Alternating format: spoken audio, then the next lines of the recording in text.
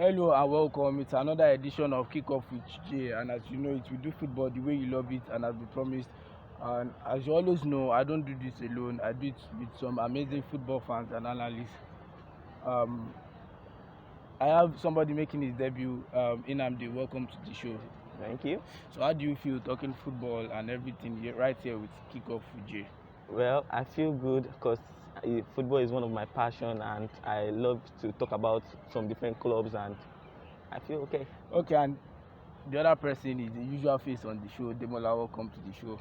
It's nice to be here again. It's perfect to be with a debutant that will actually give me a lot of problems in the future. Being a Man City fan, a Chelsea fan can't stand them. Please. Okay, yes, actually, Man City have actually, Liverpool are actually keeping pace with them, 3 points on top of the table. There's still a lot of games to play. I will see how that one plays out. But quickly, as you know, we do football previews and reviews, midweek review, and let's talk about first the Tuesday game. It was 2-0 in favor of Chelsea against Lille, and it was a draw right there. Villarreal, Juve, Dusan Vlahovic scoring the fastest debut goal for a player in the Champions League, second fastest, 33 seconds, while Romelu Lukaku was benched after having only 7 touches in 90 minutes plus right there in the Premier League game. What do you guys think about it? Let's make this very fast.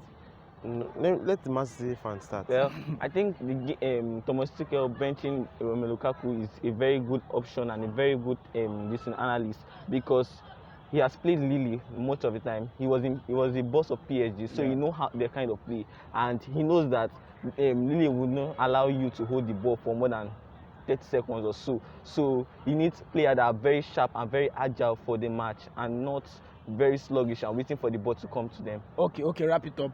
Chelsea and the Villarreal. Telling me my 100 million striker is sluggish is very, very rude. But I want to just tell you that the game, the tactician was really, really nice. He made a lot of changes to the squad. Benching Lukaku was a nice option. Same we have Sunday game, the Carabao Cup. I think Lukaku's omission in the squad was actually a thumbs up, because we actually won. We won. And Albert that actually replaced him did very well. Had 3 chances, scored one, a beautiful header right there. So let's quickly move on to Wednesday. Manchester United against Atletico, a draw. That game, 2 teams setting up defensively, looking to counter themselves. Atletico scored the first goal very early in the game, looking like they weren't messing around. Then a defensive mistake, and then bang, Anthony Elanga, the youngest player in the Man United squad, coming up and changing the game. So what do you guys think? Anthony Elanga, Anthony Martial. What's the difference between the 2 names? Anthony, just Elanga, Martial. I think they are the same thing. They both saved Man U a lot of times now. Okay, yeah. With Elanga saving Man U, I think it's just the future Martial for them. Okay. It's their future Martial. Well, what do you think about that game? I think it was a thumbs up to Man U for them to come back to face their fears and go for the game, wait for their mistakes, and boom, they got their goal. I think Atletico will actually be given a thumbs up, seeing how they actually hold one of their biggest threats in recent footballs, Cristiano Ronaldo, making him only available to 9 touches throughout the whole 90 minutes. I think it was pretty nice. They tried. Okay, so moving on, let's talk about Leeds and Tottenham Hotspur. Right there, Leeds will be hosting Tottenham Hotspur, and Leeds lost 6-0 right there at Anfield, while Tottenham actually lost against Burnley after winning against Man City. And you, as a Man City fan, what do you think right there for Tottenham? Will they win that one right there? No, I don't think so, because I know you won't want them to win. No, both teams lost, and they are looking for a win. Exactly. So Leeds lost 3 games, and it's a thing that Pep Guardiola said. Tottenham wouldn't like to lose for the 3rd time. So Leeds has lost more than 3 matches straight, losing streak. So they would like to come back, and Tottenham is the club that they cannot please a small team. They're always good in big team, but very poor in small team. Okay, right there. Tottenham are looking to qualify for the top 4 after they were being beaten by Burnley. Antonio Conte made a statement, and I quote, "I need to talk to the club. Tottenham have to make an assessment about the club, about me. We need to find the best solution. I can't accept to keep losing. I'm sorry." Yeah, coaches change, but players are always the same. But results don't change. Do you think that's typical Antonio Conte there, trying to shift the blame on the boards and on the players? I think what Antonio Conte did there was trying to tell them that losing don't matter. The top four don't matter right now. Like his own, what do I call it? His aim hasn't changed. That he wants to keep winning games. Yes. Like he can't defame himself. You actually want the board to actually know that anything that happens from now on is not his fault. That the players are not trying to actually change or try to keep winning a lot of games. And then Conte is telling the board that I can move on no matter what happens. Yeah, sure. He's a big coach. Right there, we go to Brentford Newcastle. What do you think about that one? Brentford is a good club. Yes. Yeah. Newcastle are fighting their relegation and they look to be on a very good run, unbeaten in 4 games. But I'm thinking Newcastle should take that one. Okay. Sure.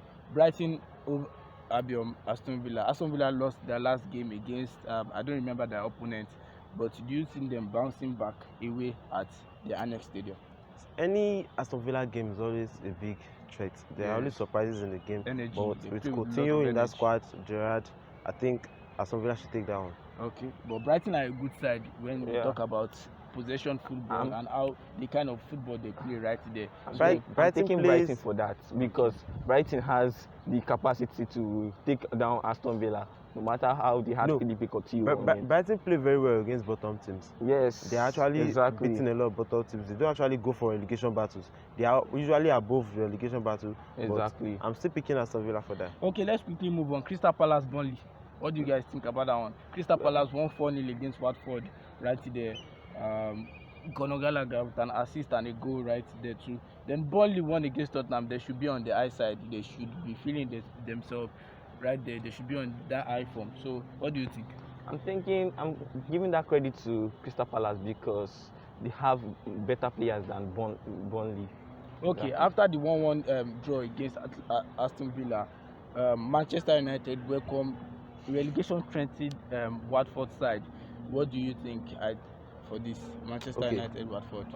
Manchester United versus Watford. Their first game this season. What was the end result? Ended 4-1 in favor of who? Watford. Of Watford. So I don't care if Watford is a relegation-threatened team or not.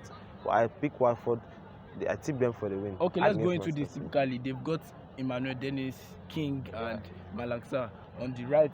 Those players are terrific, and we saw Dennis make a mess of Maguire right there in the return leg. Do you think we are going to have a repeat of that right there in Old Trafford? No, I'm not thinking. I'm not giving this thing Watford the chance because I think Manchester United will go for it this second leg because I'm seeing Man U as coming back. They don't have confidence in their defense, so they're not kind of players that are going to leave their defense to go and attack. That's the problem we saw in Atletico Madrid. So they're going to be at the back waiting for Emmanuel Dennis and his good dribbling skills. But will Man U defend against a small team like that? That's how the scenario will be because Man U don't depend on their back anymore. Exactly. Exactly. Maguire is lacking the confidence and it's looking like the team is shaky.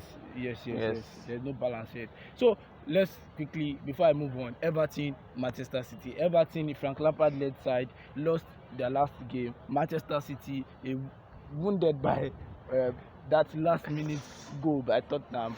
Do you think this is a Premier League classic? Well, I'm thinking this Everton game is going to be a bloodbath. Because for Everton exactly because Manchester City is a very good side and they are like wounded lions now coming against Everton. I think it was like a Liverpool side. I would say it'd be a Premier League classic, but it's Everton exactly. They don't have good clubs, and if they want to come and show what Tottenham did against them, it will be very bad because. There are some people. The attacking style is very very fast, and Everton defenders can't cope with it. Okay, what do you think as a Chelsea fan? Everton, do they have every chance? Given that Tottenham like he said, Man City. He said Man City is like a wounded lion that is alone in the forest. And what do you think? And a wounded lion, what chance does he have against a pack of hungry hyenas? What chance does he have against a pack of hungry hyenas? I think I'm tipping Everton for that one. That's To actually that's the question wound. for you. And now, the problem is, I want to ask one question. Yes. How many times has Everton beat Manchester City? See, That's the first question. Everton having an head-to-head against Man City is not actually needed. We now. can talk about we that. can Tottenham have never beaten Manchester City. Yeah. They've never done a double Home over and away. Manchester City. No, never. So we can have scenarios where start have been defied. Sure. Now, you understand I me? want to get something cleared. Chelsea fan, see, you cannot defend against Man City. Number one, you cannot fear Man City, because if you fear Man City, they will press you, and if they press you, they will score you. That's exactly the point. Okay. So You're telling me Man City press to score. Like, I thought they were really keeping a lot of possessions against Man City. They were scoring a lot, but they didn't actually against Tottenham. But they didn't actually finish that game victorious.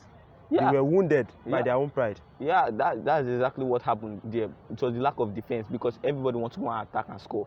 The Man City had the opportunity to make that game 2-2, but they decided to go and score more, because they are not settled with a draw. Okay, That's okay. a typical Man City for you. Okay, you think Man City will be coming all guns Yeah. out, given that the margin between them and Liverpool is now being reduced. It's been threatened. So 3 points distance, Yeah. and I think Man City will be coming all out for that one. Let's see what Frank Lampard's side can do, and we move on. Let's quickly move to Sunday. Wolves, West Ham. Who are you tipping for that one? Just a quick one. Wolves, West Ham. Wolves. Okay. Actually, I love both teams. So West Ham I'm tipping for on the top 4 chase. a draw. A draw. Okay. Now we move to the classic. Right there this weekend, and it's the Carabao Cup final. Chelsea versus Liverpool. 2 clubs that won that game right there in the Champions League by 2-goal difference, keeping a clean sheet. And then Liverpool played, I think yesterday also, and won that game 6-0. Chelsea have not been convincing with some of their plays this year, and from December, injuries have also been lacking 1 or 2 areas. Do you think there's an opportunity for Chelsea to win, or who do you tip? I want to take the first goal on that. I'll take the first goal on that. I think, the one and only Thomas Tuchel, the tactician, the magician. Yeah, he will surely have something up his sleeves. Yes. Even with injuries and stuff like that, he has something up his sleeve. Liverpool game will actually be a win. So I said that in the Club World Cup. Wow. I said it in the Club World Cup. Wow. I said it also in the Super Cup. I said everything. Like Thomas Tuchel in the final, I know he's wounded for not winning the domestic trophy last season against Leicester. Okay. He needs one. Okay. He's saying that they're banking on Thomas Tuchel trickery in terms of laying down stubborn formations. Exactly. And we also know Liverpool to be dogged, intense, energetic side Exactly. with fine players like Mohamed Salah, Mane, Luis Diaz, and Jota, who are in top form.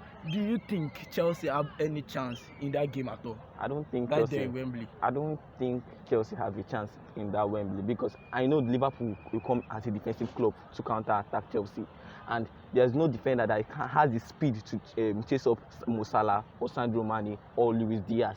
Now, the Chelsea defenders don't need to chase them up. Yes. We want them to come and lose the ball. Chelsea is a very good lose the ball. defensive side. Exactly. Okay. Liverpool are going to defend, because this problem happened in Real Madrid in 2017-2018 Champions League final. When Liverpool was attacking, Jurgen Klopp came outside and said, "My club don't attack. All the attacking games we have been playing in the final we have all lost it, but the defensive game I've played. So I'm not coming. Liverpool is not coming to come and attack. They're coming to come and defend And punish Chelsea. and punish Chelsea for the 2 draws." Okay, Demola, aren't you scared? Kovacic and Ziyech, 2 top performers, are big doubts for that game. Seeing the way that the Chelsea board or the Chelsea management have tried to cover up or not say anything about that fact, I think they may actually be fit for the game. Okay. Because I think that Ziyech injury wasn't too Minor serious. injury, It was a minor injury. And I'm banking on the rest of the squad that no matter what, I've always have players on injury week in, week out, and I still perform, I still win trophies, and I'm not scared of Liverpool. Liverpool trying to make us scared with 6-0 trashing to Leeds. I don't think it's something the Chelsea players will actually be scared of. Okay, Chelsea have won a lot of trophies right there since they've won the Champions League, Super Cup, Club World Cup. Do you think this Carabao Cup might just be slipping off their hands, given their long schedules and their Europe travels and the rest, do you think fatigue will also play a part, given that Liverpool are a little bit fresh and so? Yeah, I think the fatigue will play a part in that because, like you said, Ziyech and Kovacic, one of their main man is going to, is going to be on the bench. Let's say he's going to be on the bench. So I'm not tipping Chelsea to win that match. Okay, So- okay. You know the Premier League trashing. Premier League is not the Carabao Cup, Exactly. and the king of Europe, the champions of the world, are not scared of a one-man machine gun. That's the thing. You don't The one-man underrate machine it. gun. Wait, you don't Wow. underrate.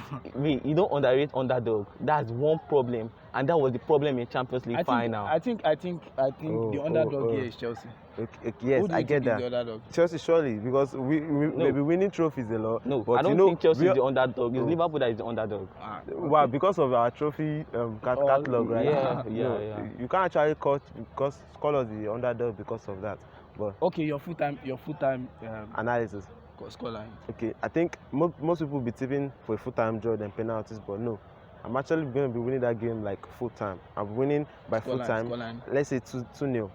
No, I don't tip Chelsea for 2-0. If Chelsea want to win that game, it will be 1-0 because Chelsea is the kind of club that if they score I once, thought they you were close. supporting Liverpool. No, so what's it's- your own score? I'm just giving him A counter. a count now, not 2-0. Chelsea don't come out after they score one in the final. That's Chelsea mentality. No, But that was Liverpool- Jose Mourinho's mentality, not Chelsea mentality. Okay. But Liverpool, I'm tipping them. Maybe let's say 2-1 win. Okay, that's all we have for you in this weekend preview, and I'm also sure you're looking up to that game, that final there, Chelsea versus Liverpool right there. Whatever the outcome is, we'll be at the viewing center to give you fans' reaction, and I hope my two analysts here have been able to dissect, and tell you everything they actually feel about the game. So thank you very much, Nnamdi, the welcome. Manchester City fan. We hope Manchester City are able to extend their points on the Premier League table very soon. Don't worry. And for the Chelsea team, Chelsea fan, we hope Chelsea can do something in that final. Abi? No, Sure. no, by the time Man City extend their points, with Chelsea not being in the Premier League this weekend, when we have make Liverpool a wounded side, we'll give them the power, the ability for them to push for the Premier League. Okay, Wow. okay. Thank you very much. Thank you very much. Wow. That's the end of Sure. that. Please don't forget to like and subscribe our videos. It's very, very important. I beg, help us, please. Thank you very much. Sure to like.